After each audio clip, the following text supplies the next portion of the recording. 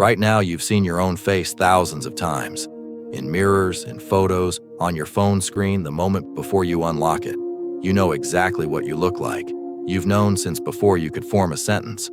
For most of human history, that wasn't true for anyone.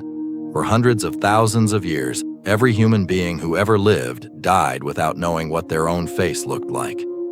They knew the faces of everyone around them perfectly. They could read every expression on every person in their group. But their own face, the thing everyone else saw every single day, was the one face they could never see. And then, at some point, that changed.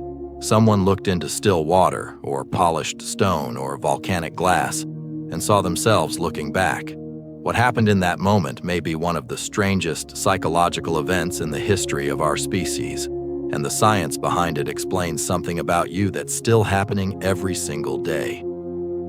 To understand why this moment was so strange, you have to understand what the brain does with faces.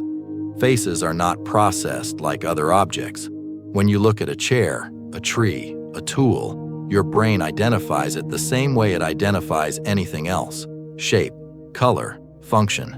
But faces get their own dedicated region. It's called the fusiform face area, and it does almost nothing except recognize and process human faces. It's one of the most specialized pieces of real estate in the entire human brain. This region developed because recognizing faces was a matter of survival. Is this person part of my group? Are they angry? Are they a threat? Faces carry enormous amounts of social information, and the brain evolved an entire dedicated system just to read them instantly. But here's the strange part. That system was built entirely around other people's faces. It was never built to process your own, because for the entire span of time it took to evolve, nobody had ever seen their own face. There was no evolutionary pressure to recognize it, because it simply never happened. Which means when a human first did see their own face, the brain had no proper category for what it was looking at. So what would that have actually looked like? The earliest opportunity for this would have been still water, a calm pool, a puddle after rain, the surface of a lake on a windless day. Humans have had access to that kind of reflection for as long as humans have existed near water, which is to say, always. But seeing your reflection in disturbed, rippling water is very different from seeing a clear, stable one. Anthropologists who study self-recognition believe early reflections were almost certainly partial, blurry, constantly moving, more like a suggestion of a face than a true mirror image. It's likely many early humans saw fragments of themselves for generations before anyone encountered a reflection clear enough to actually register as a face. The real shift came with polished surfaces. The earliest known man-made mirrors date back roughly 8,000 years, found in Çatalhöyük in modern-day Turkey, made from polished obsidian, a volcanic glass that can take on a reflective black shine when worked correctly. Around the same period, similar obsidian mirrors appear in parts of Mesoamerica. Polished copper mirrors followed a few thousand years later in Mesopotamia and Egypt. But the psychological event we're talking about almost certainly happened long before any of those objects were deliberately made. Someone, at some point, leaned over still water without intending to see anything at all, and saw a face, and had to figure out, in that instant, what they were looking at. Here's where it gets genuinely strange, because we actually have a way to study this exact moment, not in ancient humans directly, but in something almost as good. In 1970, psychologist Gordon Gallup developed what's now called the mirror test. The setup is simple. You place a mark on an animal somewhere they can't see directly, on their forehead, behind their ear, without them knowing it's there. Then you give them a mirror. If the animal touches or investigates the mark using the mirror to guide them, that's evidence they understand the reflection is them, not another animal. Most animals fail this test completely. A dog will bark at its reflection, or ignore it, or treat it like a strange dog in the room. It never connects the image to itself, but a small number of species pass. Chimpanzees, some dolphins, elephants, magpies, and human children, but not from birth. Human children typically don't pass the mirror test until somewhere between 18 months and 2 years old. Before that age, a baby looking in a mirror treats the reflection as a separate baby, They'll reach out to touch it, try to look behind the mirror to find the other child, sometimes get distressed that the other baby won't respond the way they expect. Self-recognition isn't automatic. It's a skill the brain has to construct, and it has to construct it individually, every single time, in every single human being who has ever lived, which means every single ancient human who ever saw their reflection for the first time went through some version of that same confused window, a moment where the face in the water was almost certainly perceived, at least briefly, as someone else. So picture it, an early human, alone, leaning over a still pool, seeing a face, and for a fraction of a second, before recognition catches up, that face belongs to a stranger. What would that have felt like? Psychologists who study self-recognition describe the moment differently, depending on the species and the individual. But one consistent theme shows up across almost every account, human and animal. Confusion followed rapidly by either fascination or fear. Chimpanzees that pass the mirror test often spend extended periods examining themselves afterward, opening their mouths, turning their heads, checking angles they've never been able to check before.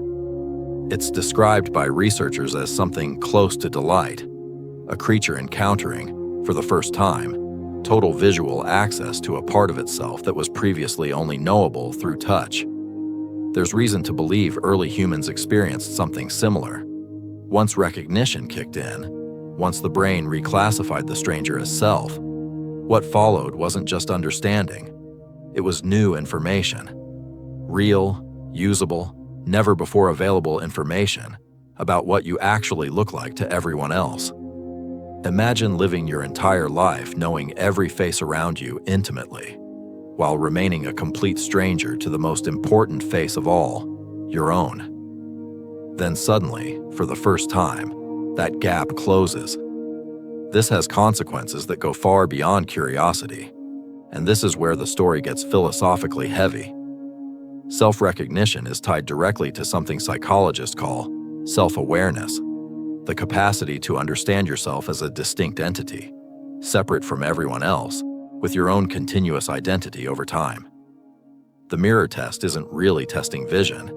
It's testing whether a mind has constructed a stable concept of me that it can then map onto an external image. And once a mind has that concept, once it can recognize itself as a specific, continuous, separate being, an enormous number of other things become possible. You can imagine yourself in situations you're not currently in. You can imagine your own death, which we covered in another video on this channel, because you can finally hold a stable image of yourself to imagine losing. You can feel shame, which requires picturing how you appear to others. You can feel pride for the same reason.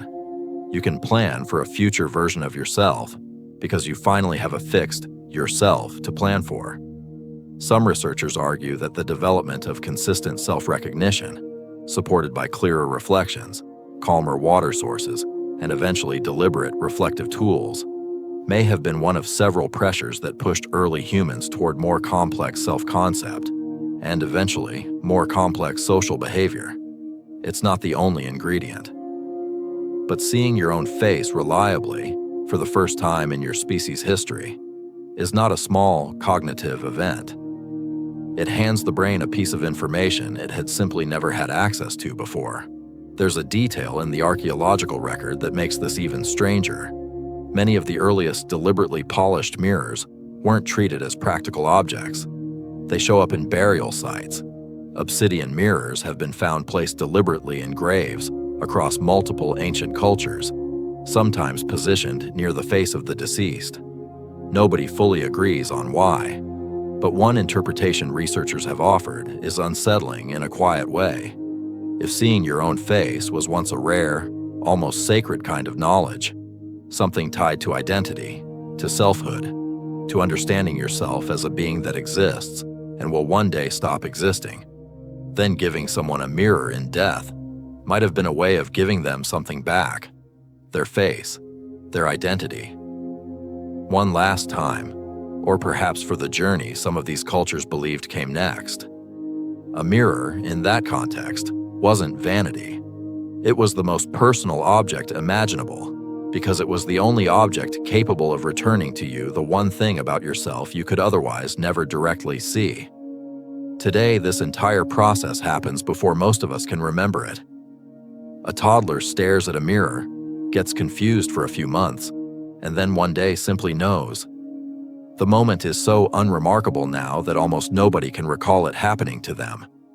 It's been compressed into early childhood, hidden behind the curtain of infant amnesia, made completely invisible by how normal mirrors have become. But the cognitive event itself hasn't changed at all. Every human being who has ever lived has had to construct individually a working concept of their own face, has had to take an external image and learn, sometimes with visible confusion, that the stranger in the reflection is the self. You did it too. You just don't remember doing it.